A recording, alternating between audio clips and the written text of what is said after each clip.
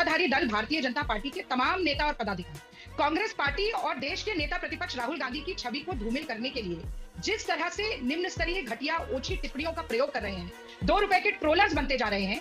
अच्छा, आगे हैं संघी और भाजपाई कि हम अपनी लकीर ऊंची करके दिखा दे तो राहुल गांधी की लकीर को मिटा लो। इस बात से बिल्कुल अनजान हुए कि एड़ियां उचकाने से कद नहीं बढ़ा करते। अब भी आईना उठाया करो, पहले देखा करो फिर दिखाया करो। कौन गया था पाकिस्तान मोदी जी को हटाने के लिए? मणिशंकर अय्यर, क्या कार्रवाई की उस पर? ऐसा है, मेरा राइट है रिटेलिएशन का, पर ड्रोन आएगा तो फिर मैं भी S-400 निकालूंगा। क्या बात है सर, क्या बात है सर। फिर रोते हुए नहीं जाना है अपने आका के पास। तो मैं अपना जवाब पूरा कर देता हूं, है ना, वरना S-400 निकलेगा। कांग्रेस पार्टी कितनी इंडस्ट्रियल स्केल की लायर है कि रागिनी जी सुप्रीम कोर्ट के खिलाफ जाकर सावरकर जी के बारे में भी इस डिबेट में झूठ बोल रही है। उद्धव सेना देखे इस डिबेट। राहुल गांधी ने प्राइवेटाइजेशन ऑफ रेलवेज पे झूठ बोला, रफाल पे झूठ बोला। अभी मजा आएगा ना। हेलो नमस्कार, आप सभी का आज की एक और डिबेट में बहुत बहुत स्वागत है। आज की डिबेट होने वाली है बीजेपी प्रवक्ता शहजाद पूनावाला वर्सेस कांग्रेस प्रवक्ता रागिनी नायक के बीच।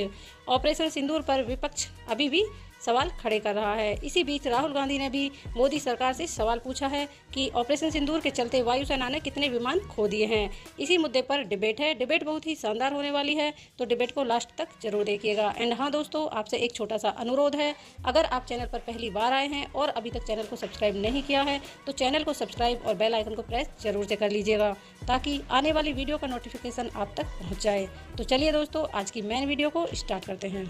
पिक्चर चालू करो बे। चलो भाई आगे नीचे देखिए, ये एक सच्चाई है कि ऐसे वक्त पर कुछ सवालों से बचना चाहिए। हमें क्या नुकसान हुआ, इस पर इतना फोकस क्यों?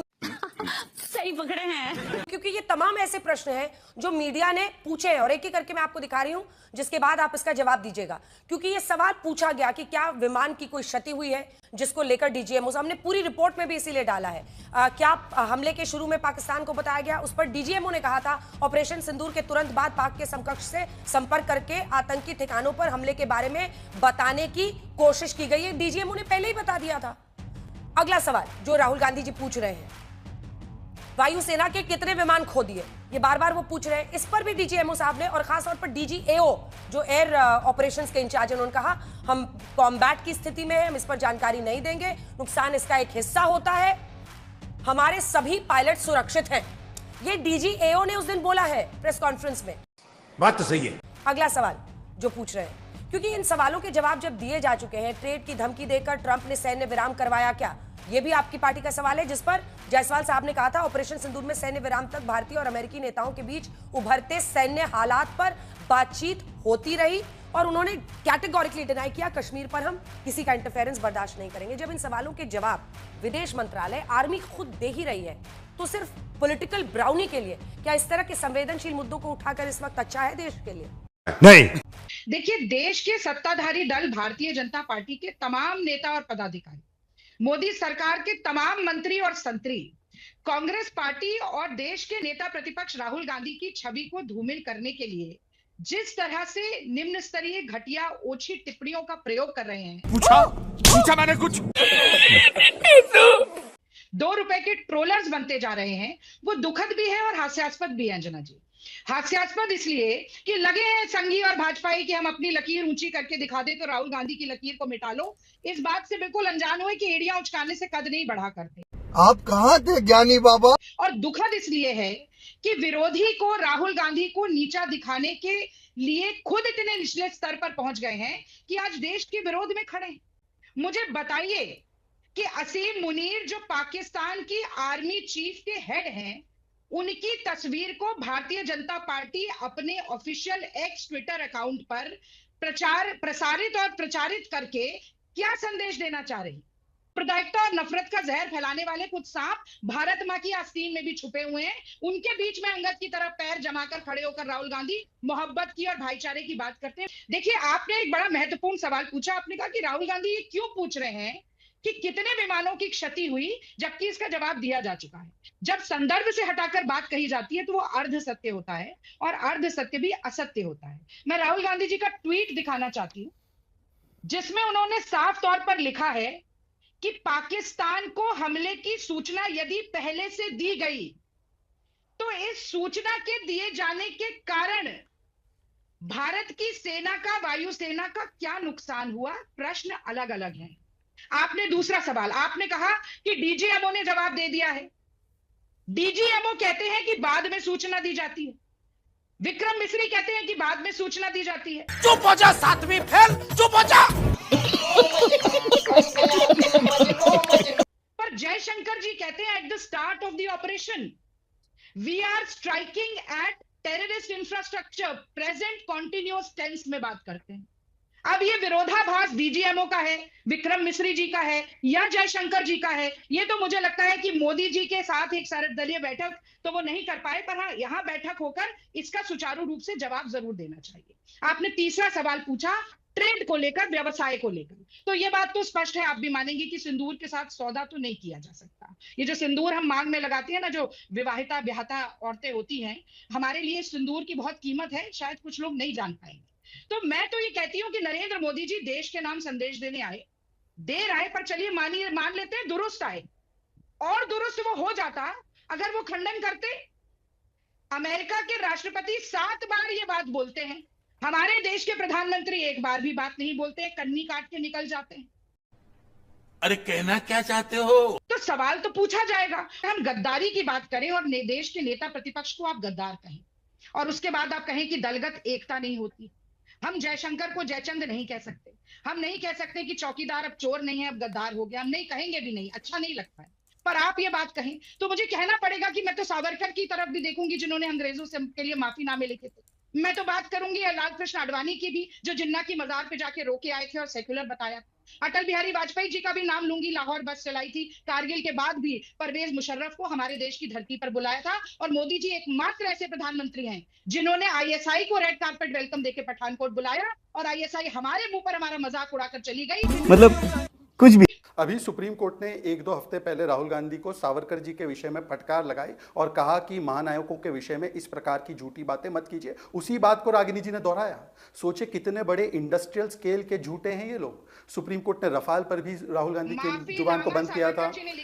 ना अंजना जी, अब आपको तय करना है। मैंने चुप रहकर सुना, उनकी सारी बातें अच्छी मीठी कड़वी सारी बातें सुनी। अब मेरा समय रिस्पॉन्ड करने का। बिल्कुल, आप बोलिए। और देखिए, और अंजना जी देखिए, ऐसा है, मेरा राइट है रिटेलिएशन का, पर ड्रोन आएगा तो फिर मैं भी S-400 निकालूंगा। फिर रोते हुए नहीं जाना है अपने आका के पास। मेरा तो इतना लाइफ खराब हो गया है, इतना लाइफ खराब हो। तो मैं अपना जवाब पूरा कर देता हूं, है ना, वरना S-400 निकलेगा। अब देखिए, मैं एक एक करके बात करता हूं। राहुल गांधी वही व्यक्ति, उन्होंने बोला 150 हमारे रेलवे स्टेशन प्राइवेटाइज हो गए। आपका ऑडियो नहीं जा रहा है, एक सेकंड एक करेक्शन कर दूं। ऑडियो आपका रागिनी जी ऑन एयर नहीं जा रहा है, क्योंकि हम ये मानते हैं कि हमारे दर्शक किसी एक ही व्यक्ति को एक बार में सुन सकते हैं। जैसे उन्होंने आपके बीच में नहीं बोला, मैं आपसे उम्मीद करती हूं कि आप वेट करें अपनी बारी का। हाथ उठाइए, मैंने आपका हाथ देख लिया है, मैं आपको जवाब देने दूंगी। शहजाद जी अपनी बात पूरी कीजिए। अंजना जी, कांग्रेस पार्टी कितनी इंडस्ट्रियल स्केल की लायर है कि रागिनी जी सुप्रीम कोर्ट के खिलाफ जाकर सावरकर जी के बारे में भी इस डिबेट में झूठ बोल रही है। उद्धव सेना देखे इस डिबेट को। बात तो सही है। फिर उसके बाद जिस प्रकार से राहुल गांधी ने प्राइवेटाइजेशन ऑफ रेलवेज पे झूठ बोला, रफाल पे झूठ बोला, कोर्ट ने उनको फटकार लगाई। उन्होंने मोदी समाज को चोर बोला तो कन्विक्ट हुए हाई कोर्ट के द्वारा, पर छोड़ देते इस विषय को। अब रागिनी जी ने बोला सरकार के साथ हम थे। मैं आपको केवल 3 या 4 उदाहरण देना चाहता हूं। तारिक कर्रा इनके प्रेसिडेंट है जम्मू कश्मीर के।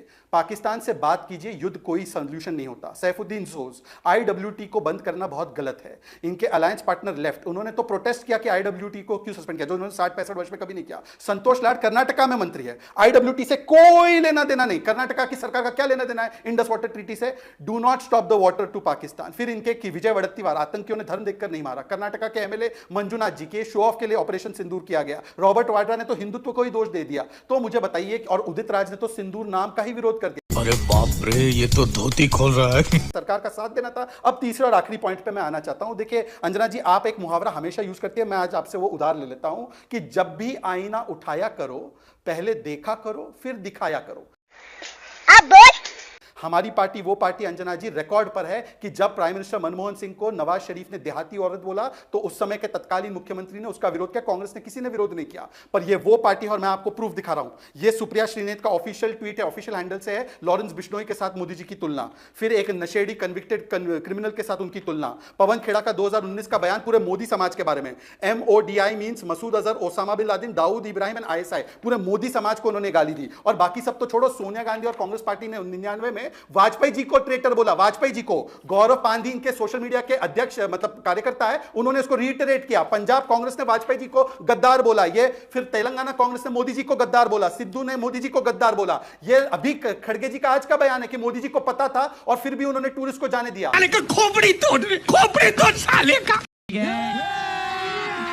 अभी मजा आएगा ना भिड़ो। तो मैं पूछना चाहता हूं कि ये तो इनकी प्रवृत्ति रही है कि सेना को सड़क का गुंडा बोलना और देश के नेताओं को, श्रद्धेय अटल बिहारी वाजपेयी जी जैसे नेताओं को गद्दार बोलना। पर मैं 5 सेकंड में सिर्फ सवाल पूछना चाहता हूं। अमित मालविया जी ने ट्वीट किया, उसके चेहरे पे तो कुछ लिखा नहीं था कि कौन किसका चेहरा है, आपने समझ लिया, आपके मन में जो भी हो आपने समझ लिया। पर अमित मालविया के ट्वीट के नीचे एक लाइन है, वन एजेंडा या वन विजन। अब मैं पूछना चाहता हूं, बताइए कौन गया था पाकिस्तान मोदी जी को हटाने के लिए? मणिशंकर अय्यर, क्या कार्रवाई की उस पर? सैम पित्रोदा ने बोला पाकिस्तान पुलवामा के लिए जिम्मेदार नहीं। 26/11 को आपने बोला कि हिंदू टेरर है, आज तक माफी मांगी उसकी। आपने जो सर्जिकल स्ट्राइक को खून की दलाली बोला, आज तक माफी मांगी आपने। 370 पर राहुल गांधी डोसियर में छपे, आपने माफी मांगी। खत्म। आई होप डिबेट आपको जरूर पसंद आई होगी। और हाँ दोस्तों, वीडियो को एंड तक देखने के लिए बहुत बहुत धन्यवाद। इस डिबेट वीडियो के बारे में आपकी क्या राय है, उसके लिए एक कमेंट करके जरूर जाइएगा। तो दोस्तों, आपसे फिर मुलाकात होगी एक और नई डिबेट वीडियो के साथ। तब तक के लिए जय श्री राम दोस्तों।